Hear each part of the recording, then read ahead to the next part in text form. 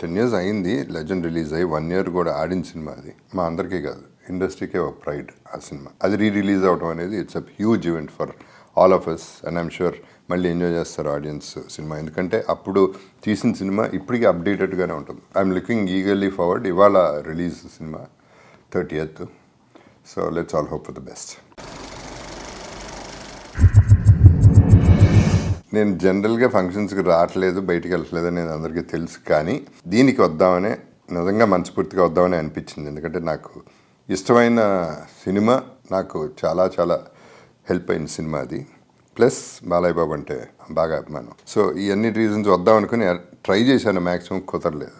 I'm really feeling bad about that.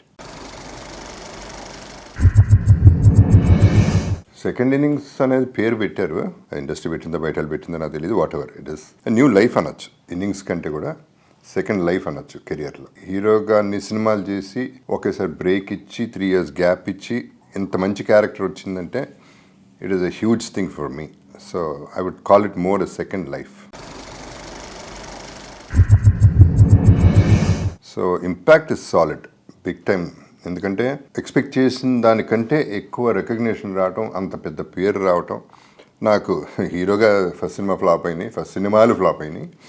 But ఈ cinema first సినిమానే fantastic characterisation, కథ, ఆడటం అన్నీ కలిపి వచ్చినాయి. బట్ కెరియర్కి ఇంపాక్ట్ అంటే నాకు వచ్చిన ఆపర్చునిటీస్ నేను ఇంకొంచెం జాగ్రత్త పడి ఉంటే చాలా మంచి క్యారెక్టర్స్, చాలా మంచి సినిమాలు పడాయి.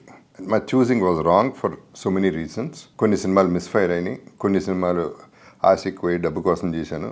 సో ఇవన్నీ కూడా దెబ్బ కొట్టినాయి నా ఇమేజ్కి, కెరియర్కి. లేకపోతే ఇంకా కొంచెం పీక్కి వెళ్ళేది. నేను బ్యాడ్గా ఫీల్ అయ్యేది ఏంటంటే ఆ తర్వాత నేను 80-90 సినిమాలు చేశాను, నాకు గుర్తులేదు.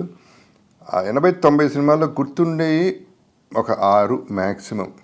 శ్రీమంతుడు వచ్చింది, చాలా మంచి క్యారెక్టర్, పాజిటివ్ క్యారెక్టర్, చాలా మంచి క్యారెక్టర్. రంగస్థలం వచ్చింది, అరవింద సమేత వచ్చింది. ఇట్లా కౌంట్ చేయాలంటే 5-6 కంటే ఎక్కువ కనపట్లేదు. I could not use legend, ఇంకా ప్రాపర్గా యూజ్ చేయలేకపోయాను నేను. ఆ డిస్సాటిస్ఫాక్షన్ ఉండిపోయింది నాకు. ఎందుకంటే లెజెండ్లో ఇచ్చిన dimensions of characterization and different moods set చేసి ఒక పీక్కి తీసుకెళ్ళినాక నా చాయిస్ రాంగ్ అయింది. So I cannot blame anybody, it's my mistake. Actually ఈ సినిమాకి ఇంకో నంది రావాల్సింది, జాయిన్ అవ్వాల్సింది. ఈ నందిలో 8th నంది అనౌన్స్ చేశారు, పేరు అనౌన్స్ చేశారు లెజెండ్కి. ఫైనల్ ఫంక్షన్ చేయలేదు, అవార్డు రాలేదు. Just wanted to inform you that. I would have been proud to have that award with me. Challenges ఏం లేవు, బికాజ్ క్లారిటీ ఉంది, డైరెక్టర్ క్లారిటీ ఉంది. Ram Prasad DOP, he does a very good job. దానికి clarity ఉంది. ఎప్పుడైతే director clarity ఉందో artist clarity ఉంది. ఒకటే మెంటలీ కొంచెం ఉంటుంది ఎవరికైనా, నాకు ఉంది. అన్ని ఏళ్ళు హీరోగా చేసి ఇప్పుడు ఇంకో హీరోకి యాంటీ హీరోగా, యాంటాగనిస్ట్గా చేయాల్సి వస్తుంది. బై డిఫాల్ట్ కొన్నిసార్లు మర్చిపోతాను బాబు వస్తున్నారంటే ఏ బాబు అనేది చిన్న జర్కులు తప్ప వేరే ఛాలెంజ్ నాకేమనిపించలే. సో అది లేకుండానే చూసుకున్నారు, అది వేరే సంగతి. నేను 3 ఏళ్ల క్రితం, దానికి ముందు 3 ఏళ్ల ముందు ఎవరైనా ఇంట్లో కూర్చుంటే ఖాళీగా, లిటరలీ ఖాళీగా, ఏమి లేకుండా, డబ్బు లేకుండా, అవకాశం కోసం ఎదురు చూస్తున్న రోజుల్లో ఏం పనిలాగా కూర్చుని ఉంటే ఎవరో వచ్చి, సార్ మీ స్టిల్స్ తీయాలండి, మళ్ళీ తీద్దామండి, మళ్ళీ హీరోగా చేయాలండి, చాలా బాగుంటాయండి, అది ఉంటారు కదా వాళ్ళు. సరే చెప్పాను, ఓకే తీయి. బట్ ఇప్పుడు ఇట్లా సాల్ట్ పేపర్లో ఉన్నా, ముందు ఈ గెటప్లో తీయండి, నేను ఎట్లా తీయనండి, మీరు హీరోగానే ఉండాలి, షేవ్ చేయండి ప్లీజ్ అన్న. నేను చెప్పాను, లేదమ్మా ఇది నాకు కావాలి, ఇది నాకు నచ్చింది, ఒకసారి నా మాట అని చెప్పి తీయించుకున్నా. అది అప్పుడు పోస్ట్ చేశాను. అది పోస్ట్ చేసింది 2011-12 వరకు, 12 వరకు అనుకుంటా, 12 వరకు. ఎవరికి అంటే నా టైం రాలేదు, ఎవరు చూశారో పట్టించుకోలేదో, వాట్ ఎవర్ రీజన్స్, టైం వచ్చినప్పుడే వస్తుంది ఏదైనా. So I was sitting at home and waiting. 1 fine day ఇట్లా కాల్ వచ్చింది, లెజెండ్లో యాంటీ హీరోగా చేస్తాను. వాళ్ళకి తెలియదు నా frame of mind, A frame of మైండ్లో ఉన్నానో తెలియదు. చేస్తాడా చేయడా అనేది. నేను రండిరా బాబు, ఎవడొకటి సినిమా చేయండిరా బాబు అనే పరిస్థితిలో నేను ఉన్నాను. సో వచ్చారు, అడిగారు అంటే వింటాను, తప్పకుండా వింటాను అన్నాడు. బోయపేట వచ్చాడు, మొత్తం సీను, మొత్తం కథ చెప్పాడు, క్యారెక్టరైజేషన్ చెప్పాడు. ఫ్యాంటాస్టిక్గా నచ్చింది నాకు, 100% చేస్తానని చెప్పాను. ఇమ్మీడియట్గా లాక్ అయిపోయింది సినిమా. అండ్ ఓకే, నా టైం ఇప్పుడు వచ్చిందని అప్పుడు ఫిక్స్ అయ్యాను. బాలయ్య బాబుతో ఎప్పుడు కంఫర్టబులే. మేము లాంగ్ వే ట్రావెల్. ఆయన ఇండస్ట్రీలో నాకంటే ముందు వచ్చారు ఆఫ్ కోర్స్. ఆయన నచ్చుతారు, ఆయనకి నేను కంఫర్టబుల్గా ఉంటాను.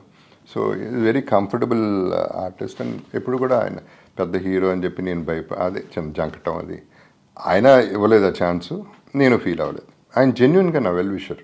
ఫస్ట్ ఆఫ్ ఆల్ అంత అంటాగనిస్ట్కి అంత మంచి రోలు, అంత అన్ని డైమెన్షన్స్ ఉన్న రోలు ఇవ్వటం ఒప్పుకోవటం అనేది ఒక హీరో గొప్పతనం అది. ఎందుకంటే సమ్ టైమ్స్ ఆ క్యారెక్టరైజేషన్ కెన్ గెట్ పీక్లోకి వెళ్ళిపోవచ్చు. ఎందుకంటే చాలామంది తిట్టారు అనుకున్నారు జగపతి బాబు విలన్ చేయటం ఏంటి, అసలు ఏంటి అని అప్పటి వరకు కాంట్రవర్సీ నడుస్తూ ఉంది. కానీ ఆయన నమ్మింది ఒక ప్రతినాయకుడు ఉన్నప్పుడు, సినిమాలు ఎప్పుడు అంటారు కూడా ఆయన ఉన్నప్పుడు స్ట్రాంగ్గా ఉంటేనే హీరో నిలబడతాడని, which is very very true. అంటే నేను విలన్గా చేస్తున్నానని కాదు, విలనే కాదు, నేను అన్నీ చేస్తున్నాను. నేను చేసినప్పుడు కూడా అవన్నీ చూసుకున్నాను. నేను నా హీరోయిన్ ఇప్పుడు శుభలగ్నం అనే సినిమాకి కృష్ణారెడ్డి గారు వచ్చి చెప్పారు, బాబు మొత్తం పట్టుకెళ్ళిపోతాను సినిమా ఇంటి పరిస్థితి చెప్పా. 100% అది ఆమెని సినిమా అండి, నా సినిమా కాదు అది. నీ హీరో ఎవరంటే జగపతి బాబు, అంతవరకే మనకి. అంతేగాని క్యారెక్టర్ పెంచుకుంటే సినిమా పోతుంది. That is what Balayya Babu నమ్ముతారు. ఎందుకంటే అన్ని పిల్లర్స్ కావాలి, ఒక పిల్లర్తో నిలవదు బిల్డింగ్. ఒక పిల్లర్తో నిలబడుతుంది కాబట్టి ఇబ్బంది మనకి. సో ఇది ఆయన దగ్గరుండి ఇది యాంటాగనిస్ట్ ఇలా ఉండాలి బాగుంది అని ఎంకరేజ్ చేసింది ఆయనే. వేరే సినిమాలో ఆయన సినిమాలో నన్ను అడిగితే నేను విన్నాను, తక్కువే ఉంది క్యారెక్టర్, చేస్తానన్నాను. బాలయ్య బాబు ఓకే చేద్దాం, నాకు బాగుంటుంది అని ఓకే అన్న. ఆయన వరకు వెళ్ళిన తర్వాత చాలా గట్టిగా రియాక్ట్ అయ్యారు. ఏంటిది ఇట్లా జగపతి బాబుని క్యారెక్టర్ పెట్టడం ఏంటి, ఆయన ఏంటి అసలు, ఆయన వాల్యూ ఎవరికి తెలియట్లేదు, ఆయన ఎట్టా వాడుకోవాలో కదా తెలియట్లేదు, ఇష్టానికి వాడుకుంటున్నాడు ఎవడు పడితే వాళ్ళు. ఆ లెవెల్ ఆఫ్ యాక్టింగ్ కానీ ఆయన స్టేచర్ కానీ ఎంత ఉందని ఒక గట్టిగా ఒక క్లాస్ పీకి వద్దు, ఆయన ఉండటానికి వీల్లేదు, వేరే వాళ్ళని పెట్టండి అని చెప్పేసి ఆయన అంటే as a well wisher. So అసలు ఆ తర్వాత బాలయ్య బాబుతో ఫోన్, ఆయన నా బర్త్డేకి విష్ చేయడానికి ఫోన్ చేస్తే నేను చెప్పాను, ఏంటండి సినిమాలను తీశారు నన్ను అన్న. లే భలేవాడు, అదేంటది ఆ సినిమా నువ్వు చేయటం ఏంటి, ఆ క్యారెక్టర్ నువ్వు చేయటం ఏంటి, సినిమా బాగుంటుంది ఓకే, ఆ క్యారెక్టర్ నువ్వు చేయటం సరిపోదండి మీరు మీరు అంటారు పాప ఆయన. మీరు సరిపోరు, అది చేయడానికి వీళ్ళది లెజెండ్, మనం ఏంటి అది ఇది అని చెప్పి మంచి సినిమా బ్రహ్మాండమైన క్యారెక్టర్ చేసుకుందాం. నేను ఊరినే జోక్ చేస్తున్నానండి, నాకు తెలిసి మీరు వెల్ విషర్గానే చెప్పారని. సో అని ఆయనతో అంత మంచి ర్యాపో ఉంది ఆయనతో. సో ఆయనతో I'm very very comfortable. DSP I always like him as person. Music fantastic okay, అది accepted by everybody in the world. But నాకు బాగా నచ్చుతాడు మనిషి, ఎందుకంటే honest, straightforward and very talented. చాలా చక్కగా మాడతాడు, ఆప్యాయంగా మాడతాడు. ఒకసారి ఫోన్ చేశాడు, ఒకసారి ఇంటరాక్టెడ్. లెజెండ్ చూసేటప్పుడు ఆయన ఎంతో ఇంప్రెస్ అయిపోయి చాలా మంచి మ్యూజిక్ ఇవ్వాలి, ఈయనకి థీమ్ అదరగొట్టాలి, ఈ క్యారెక్టరైజేషన్కి నా మీదని కాదు, ఇట్స్ నాట్ పర్సనల్, ఆ క్యారెక్టరైజేషన్కి చాలా బాగా చేయాలని చెప్పి ఆయన చాలా గట్టిగా ప్రయత్నం చేసి, కష్టపడి కూడా కాదు బాగా ఇష్టపడి చాలా ఫాస్ట్గా నా ట్రాక్ చేయటం, అది లేపి అలా కూర్చోబెట్టింది. ఎన్ని ఒక లేయర్ అయితే అది లేపి ఇంకో లేయర్ దాని top of it full coating ఇచ్చేసింది నా క్యారెక్టరైజేషన్కి. So I'm very happy with. వాళ్ళు ఆ సినిమాని అంటే చాలా ప్యాషనెట్గా 100% అన్ని సినిమాలు చేస్తారు, బట్ ఈ పర్టికులర్ సినిమా చాలా ప్యాషనెట్గా చేశారు, చాలా ఎక్సైటెడ్గా చేశారు, చాలా ఖర్చు పెట్టారు, బడ్జెట్కి మించి ఖర్చు పెట్టారు. అఫ్కోర్స్ వచ్చినాయి డబ్బులు. అండ్ అనిల్ గారు, సాయి గారు ఇద్దరు వచ్చి రెమ్యునరేషన్ మాట్లాడి, so that was a very good remuneration. అప్పుడు నాన్నగారు బ్యాక్గ్రౌండ్ అయి ఉండొచ్చు, నాకు మరి వాళ్ళకి అవసరం అయి ఉండొచ్చు, వాట్ ఎవర్ రీజన్స్. అంటే నేను ఒక స్టేజ్లో నేను అడిగాను, బడ్జెట్ ఏంటండి ఎక్కువైపోతుంది ఏంటంటే, లేదండి సినిమాకే కదా, పర్లేదండి అంటా ఉన్నారు. సో అంత ప్యాషనెట్ పీపుల్ వాళ్ళు. సీను చెప్పా కదా, డెఫినెట్గా నేను పీక్ ఆఫ్ డెస్పరేట్ సిచ్యువేషన్లో ఉన్నప్పుడు లెజెండ్ అనే సినిమా బోయపాటి తీసుకురావటం, చాలా వరకు హోంవర్క్ సీను చేశాడు. నేను ప్రిపేర్ అయిపోయాను, నేను చేసేసాను, ఇప్పుడు చేశాను అని అన్నా. ఓన్లీ థింగ్ నా లుక్ లక్కీగా అది అట్లా సెట్ అయింది, లుక్ సెట్ అయిపోయింది. డ్రెస్సులు నా ఇంట్లో డ్రెస్సులు వేసుకున్నాను, అవి కూడా సెట్ అయిపోయినాయి. సో అవన్నీ వర్కౌట్ అయిపోయినాయి. అంటే ఇన్ని డైమెన్షన్స్ ఉన్న క్యారెక్టర్కి ఫస్ట్ సినిమా అనేది నాకు ప్లాట్ఫామ్ వేసింది సీను. సో ఆ అవకాశాన్ని మ్యాక్సిమం వాడుకోవాలని చాలా కమిటెడ్గానే చేశాను ఆ సినిమా. అండ్ దాని ఫలితం అలాగా. ఆ సీను బ్యూటీ ఏంటంటే తను కూర్చుంటాడు, హార్డ్ వర్క్ చేస్తాడు, నమ్ముతాడు, నమ్మిన తర్వాత కమిట్మెంట్ పూర్తిగా నమ్మేటి మూర్ఖంగా ధైర్యంగా వెళ్ళిపోవటం. ఇంకా అది ఒక ఆర్టిస్ట్కి చాలా ఈజీ. సో నా communication with the director and me was very simple. నా ఉద్దేశంలో more than everything else communication of ice, language of ice between a director and the artist is a love story. అలాంటి love story అనేది కరెక్ట్గా connect అయితే అర్థమైపోతుంది ఆర్టిస్ట్కి ఏం కావాలి డైరెక్టర్కి అని. అది తను యాక్టింగ్ చేసి చూపిస్తాడు, ఎక్స్ప్రెషన్స్ అన్నీ చాలా ఇదిగా చేశాడు. So of course is a very good director and అది ప్రూవ్ చేసాడు. ఫ్యాంటాస్టిక్. ఆ సినిమా, ఆ పర్టికులర్ సినిమా ఇంకా బాగా ఆడటం. నాకు బోర్ కొడుతుంది. చూసాం, చేసాం. సినిమా ఆడే సినిమాలకి ఫంక్షన్ చేస్తారు, ఆడని సినిమాకి కూడా ఫంక్షన్ చేసి సూపర్ హిట్ అంటారు. అవన్నీ నా వల్ల కాదు. సూపర్ హిట్లు ఆడని. సో ఒక ఫంక్షన్కి వెళ్ళి నేను మాట్లాడకుండా ఇంకో ఫంక్షన్లో మాట్లాడితే జడ్జ్మెంట్ వచ్చేస్తుంది. క్లియర్గా చెప్పాడు అంటే, జగపతి బాబు చెప్పాడంటే ఛాన్సెస్ ఒక చిన్న బయాస్డ్ ఒపీనియన్ వస్తుంది. పైగా నాకు బోర్ కొడుతుంది సరే, నేను చావలేను పోగొట్టాలి అని నా మొహంలో కనపడిపోతుంది. ఈ బోర్ కొడుతుంది, ఫంక్షన్ పాడైపోతుంది.